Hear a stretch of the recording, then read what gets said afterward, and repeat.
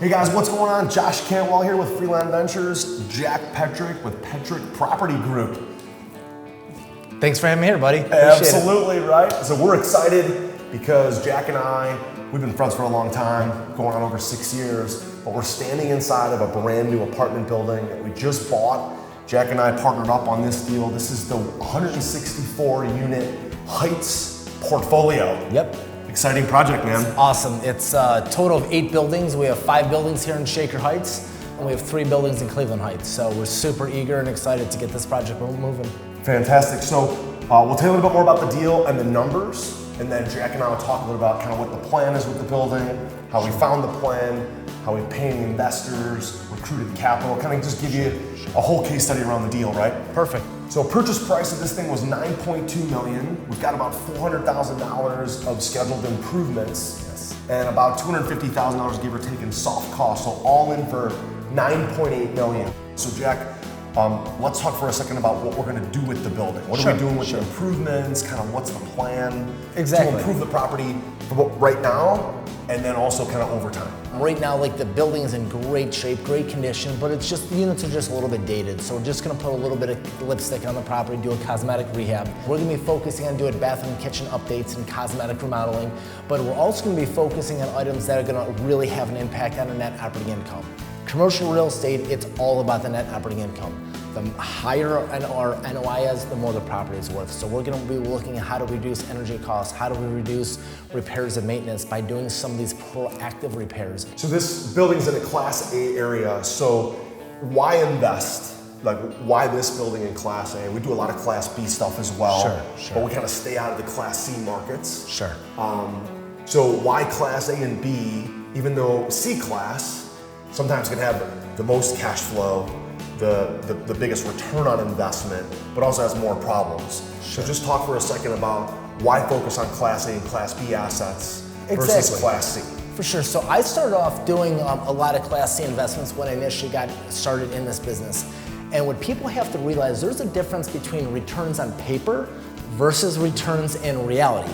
I don't care what a proforma says. If you're not able to collect rent and have a handle on your maintenance and repairs, you're just gonna be bleeding out revenue. So when I do buy C-class properties, knowing this, I have to buy at a significant discount because of the operational challenges of it. So once I get into like Class B and Class A properties, it's such an easier asset to handle, manage, renovate, and also to occupy with tenants. So talk a little bit more about the plan for the $2,500 per unit and how that specifically is going to hopefully impact the rent, which will impact the net operating income. Yeah, so like, because the building was previously remodeled, a lot of the heavy lifting has already been done. The cabinets have been changed out, the appliances are in decent working condition, the kitchen floor has been put in, windows have been replaced. So, start off with, what we really want to have more of an impact is going to be the cosmetics. So as we come in, we have to update the color palette on the property. We have like one off-white color that's throughout the entire unit. And like hundreds of thousands of square footage, it feels like, of all institutional white. Yes, so like that's got to change. So we're going to update the color palette. We're looking to actually upgrade, but we're also looking to minimize those future repairs and maintenance, because the less staff that I have to take care of all these nickel and dime repairs, long term we're going to really save in the long end. And then how does that impact the rent? The biggest thing that I could pass along to you guys, anybody listening to this, is you have to maintain a competitive advantage. Warren Buffett talks about it being a moat. Like for example, if somebody has a taste for Coke products, they only want Coke products, they will spend more for that product. They're not gonna go to like a great value Walmart ripoff to save 50 cents, like they know that product. So in the same way, the competitive advantage that we've had in all of our properties is we have a really clean, updated, maintained look. We maintain service calls fast and efficiently, and we provide a better experience to people. We treat them better. Realistically, at this property alone, we're probably looking about somewhere around $150, maybe $175 rent increase. I can increase the rents typically around that $150 to $200 per month on average. And if I can also reduce expenses, I can be in a position where I can improve the value of the property high enough, I can refinance it and return all capital to investors, and they still get to stay in the deal. So it just, for us, that kind of seems to be the metric that works for us. Yeah, so bumping the rents, $100, $150, $175 per unit, we're hoping to increase the net operating income from about $800,000 up to about $950,000. And by increasing that by 125, 150 grand and multiplying that times about a 6.5 cap or a 7 cap, it's going to increase the value of the building substantially. So we're looking at a future value of this about $14.5 million in the future. That's in about 15 to 18 months. Yes. And then refinance into long-term permanent financing. The goal is with value-add apartments, very different than syndication of like a retail apartment, is to get investors in, get them a preferred return, then get them out of the deal within, let's say, a year to 3 years, just like this one. Sure. Pay them back all their principal, refinance proceeds, then they're gonna stay in the deal forever. So just talk about that for a second. So the benefit is that is they're making returns in perpetuity. So somebody that's gonna invest in this deal, they're gonna be making a 10% preferred rate of return, and then we're gonna refinance the property, return all capital.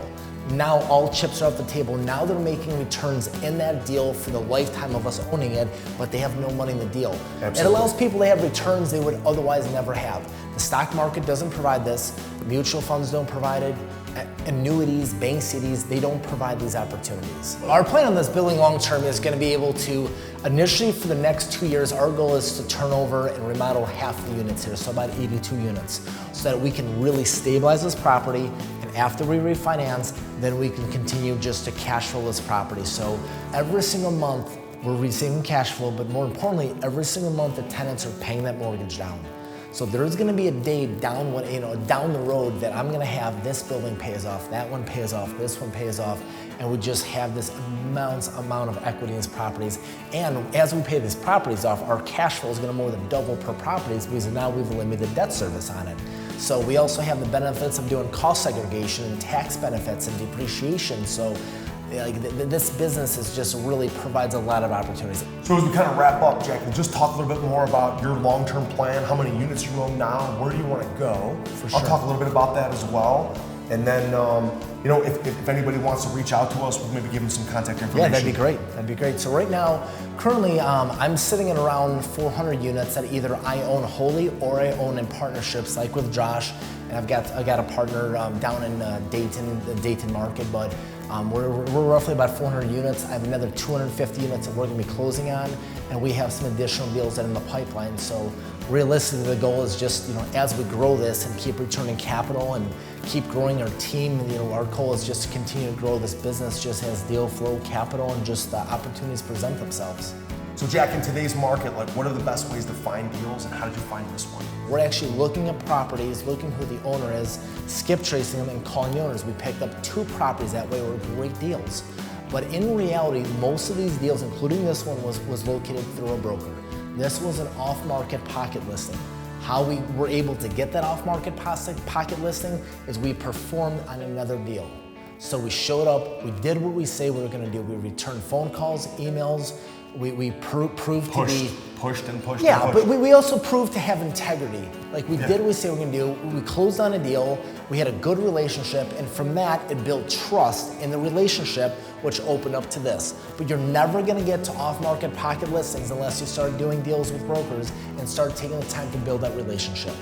And in order to do those kind of deals, you've got to have a couple things in place, right? You've got to have your acquisition consistently, looking for deals, talking to brokers, showing up with brokers, giving them little trinkets, gifts, swag, gift cards, just to stand out a little bit. In our business at Freeland, we're currently a real big part of the capital stack.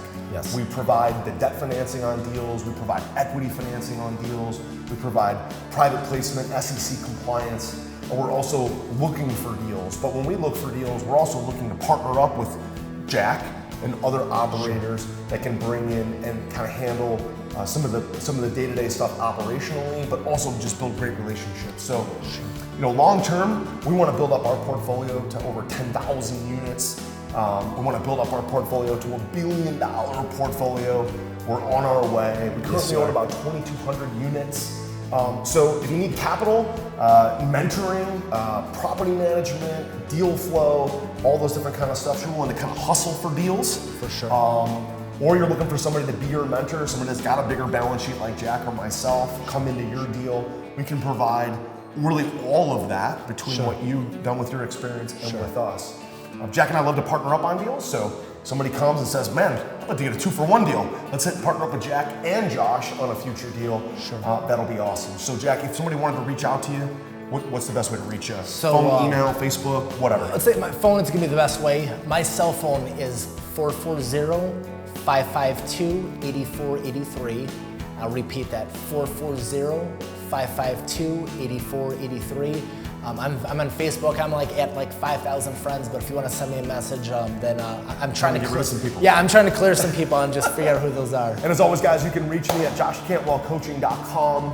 Call the office 877-811-3011. Reach out to us and let us know how we can help you. Whether it's capital, whether it's partnering, whether it's deal flow, mentoring, whatever it is. Jack and I have experience with it. We'd love to help you along with your journey. Sure.